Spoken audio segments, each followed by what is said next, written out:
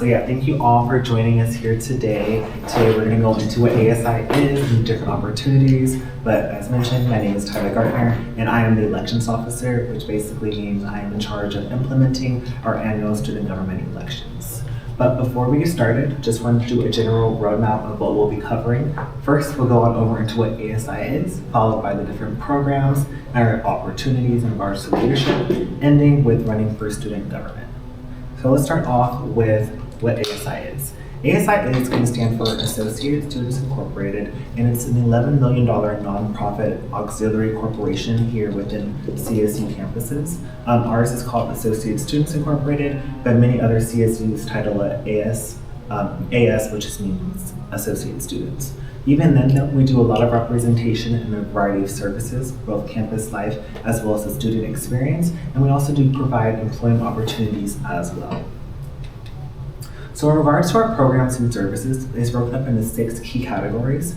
First, we have our accounting services and student shop, our aquatic center, the children's center, Peak Adventures, our government office where you can find me, as well as our student engagement and outreach. So let's go down and break down each single one.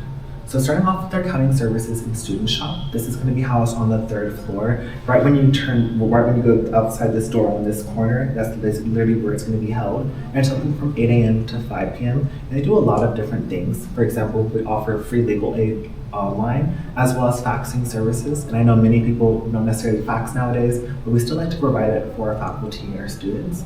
Additionally, we do notoriety services, which is basically a contract drafting in a way. And then we also house our IT department, human resources, and accounting services.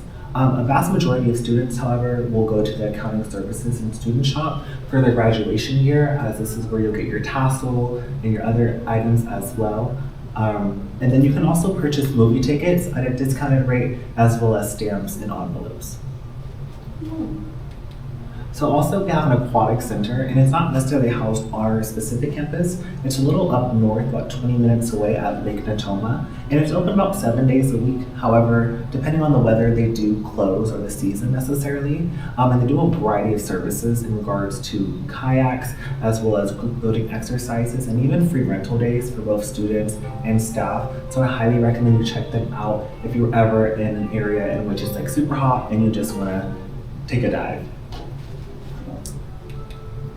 Also, we do provide childcare for not only students, but other faculty as well. And this is going to be right behind the parking structure too. Pictured as the general playground, but they also do have multiple classrooms within the building. And they're going to be open up Monday through Friday, 7 to 6 p.m. And they are accredited. I'm so sorry, I forgot what the accreditation is. But just to make an attempt, I believe it's National Adolescent Education Youth Certification. Correct me if I'm wrong, but I think that's what it means. And then they do a lot of different things in regards to the offering for children of 6 all the way up to kindergarten. And then also I do recommend you check out their website or call them if you're interested in getting some childcare. We also do offer our Peak Adventures, and this is going to be housed on the 1st floor of the University Union, right across from Starbucks. And they also do provide a challenge center, which is going to be pictured up here, and that is going to be right by Folsom Hall. And they're going to be open up from 8 a.m. to 6 p.m. and do provide a variety of services regarding bikes as well as scooters. And then you can also purchase equipment like a helmet as well, or a lock from them. And they do also provide flat tire repair as well. Even then, they do provide a voucher if you'd like to purchase an electric bike or an electric scooter. During my first year here, I did ride an electric scooter. I did not have a car, so this would have been very much beneficial because it basically would have took off a third of the price had I known about it. But I highly recommend you check them out in regards to a voucher or just learning more about going outdoors. They do a lot of different programs as well. For example, they do trips to the Exploratorium in San Francisco, as well as the Academy of Science. They do camping trips in like Yosemite, as well as other national parks too. So our student engagement and outreach office is going to be a very vital element in regards to ASI, and it's a really large part of who we are, because we also have our food pantry, our KSSU radio station, as well as our Safe Rides cashback program that are all housed in the student engagement and outreach. Also noting that they are in charge of our social media and promotional marketing as well. So within here, we do have our food pantry, and this is going to be right next to the HR office on the basement or the first floor of the University Union. And the times are going to be listed on the website and on our Instagram as well. And we also do provide free grocery pickups. I want to say earlier this week, they were giving out free grocery bags with grilled cheeses as well as soup. So they just do like a lot of different services as that. And then also in regards to the food pantry, they don't only provide food like eggs and fresh vegetables, but they also do provide COVID tests as well as mature products as well. And even then, we do have the grocery pickups in the library quad, and you can even volunteer to assist them as well, which I highly recommend if you're looking for volunteer hours. Additionally, we do also have a KSSU radio, which is basically where you're able to host your own podcast as a student, or even then be a radio director in a way, or the rebel head from the Disney Channel's show. And it's KSSU radio, and I do have a teammate who does it, and you can also do a DJ service with them too. And with our Cashbacks Safe Ride program, basically, if you're going to be taking an Uber or a Lyft of some sort, you can submit your receipt, and then you can get up to $40 back. Additionally, you can even do this for a smog check as well. I used it for my smog check last year, and I got $40 back. I want to say it cost about $80, I think. So that basically took off half the price. And we do offer this program here within ASI. Just to go on over to our website right here, and then you'll fill out the form and you'll get your money back in about 2 weeks.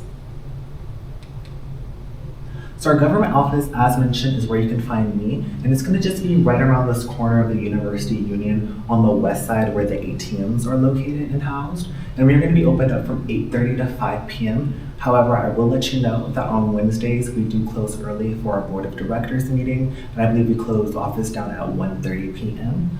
There you can find our board of directors as well as our college representatives. And if you want to learn more about committees, you come here as well and talk to our vice president of university affairs, our front desk staff.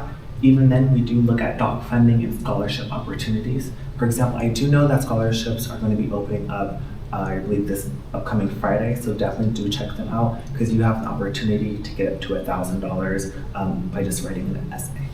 Even then, with the doc funding for each club and organization that is renewing their status, basically, we give them $600 to get started and provide gear and other activities, and that's going to be a reimbursement style. And also pictured here is our board of directors. Not everyone is pictured, unfortunately. We have about 4 of them who are absent from the retreat, but this is just a couple of our new folks that we have. So let's now go into the different leadership opportunities that you can have and make vital changes on campus. In regards to our government opportunities, these will be broken up into 3 key areas. Housed in our government office, we do have a separate office called the Government Affairs Office, basically, and that mostly looks at in regards of representation on a local, state, and federal level of advocacy. And it's also where you can find the California Student Senate Association liaison, as well as our legislative affairs coordinator as well. And then also, if you want to learn about more committees, you can be a student voice in key areas and issues on campus. Also noting that our board of directors is where they're going to be located in regards to their offices, and they basically are going to serve as the official voice of Sac State and do a wide variety of services such as legislation, hosting meetings, as well as office hours, and as well as representing Sacramento State as a whole. So also just going a little bit more about committees, we do have 2 separate types. Internal, which are mostly focused in, well, they're only focused in on issues that directly impact ASI. And then we have university-wide, which looks at our campus as a whole. For example, we have our scholarship committee, which is unique to the ASI internal committees. And that just basically, you basically review the applications and grade them and then allocate the points. And that's how you decide who wins for the scholarships. As well as we do have a finance and audit committee, and even then we do have a president's office committee, which is more on the university-wide spectrum, and you'd basically be like one student on that type of board. So here is a list of some internal committees. They're not all pictured, there's a lot more, so I highly recommend you talk to Gabriel, our Vice President of University Affairs. He's currently in office if you want to talk to him, but this is what we have, as well as you can check our website and fill out more and seeing what you can go after. And these are going to be changes, as mentioned, that affect ASI specifically, and you can even look at it in regards to scholarships and grants. Now, looking at it also in university committees, here are some of our listed ones. As mentioned, also, these are not all of them. We have a lot more, so please talk to Gabriel. And these are mostly going to be just one student on the board, both faculty, students, and faculty and administration necessarily. And this is going to be working at more academic policies as well as budget, sustainability, and campus services. So if you want to decide on which committee is necessarily right for you, I always tell people just go after in regards to what they're passionate about or what they care about in regards to career interest. Even then, you should also consider the time allocation and the commitment in which you'll have, because it can range from an hour a month up to an hour a week. It just depends on which committee you go after. Even then, we do have resume building as well as being able to network and build on your change that you want to enact on campus. But I will let you know also, unfortunately, that this is not a paid opportunity, so please take that with your own discretion. But yeah, so if you do want to email Gabriel, he's going to be emailed right here. And if you would like to join, you're just going to go to our website and go under Student Government in the Committees tab, where you'll fill out an application here and here within Presence. So now let's talk a little bit about running for student government, as it's currently election season and we're voting on April 10th and 11th. So as mentioned, this is our current board of directors, and these are people, some of which who ran during our elections and won. So in regards to our steps for candidacy, thank you for showing up to our info sessions today, but there's also additional steps if you would like to become a candidate, as we will have a mandatory candidate workshop, which basically talks about the do's and the don'ts of the campaigning process, as well as general expectations that will be reviewed by our executive director, Sandra. And then we also do have an ethics workshop with Tom Carroll, the Vice President of Student Conduct, I want to say, and he will be basically talking about the ethics as regards to campaigning and having a fair campaign. So you would just need to attend one of these sessions for a mandatory candidate workshop as well as an ethics workshop, and then you just have to get an application in by 4 p.m. on March 8th, and then you'll be basically set in regards to being on that ballot. However, eligibility is not determined by ASI, it's going to be done by Lassen Hall Student Affairs Office.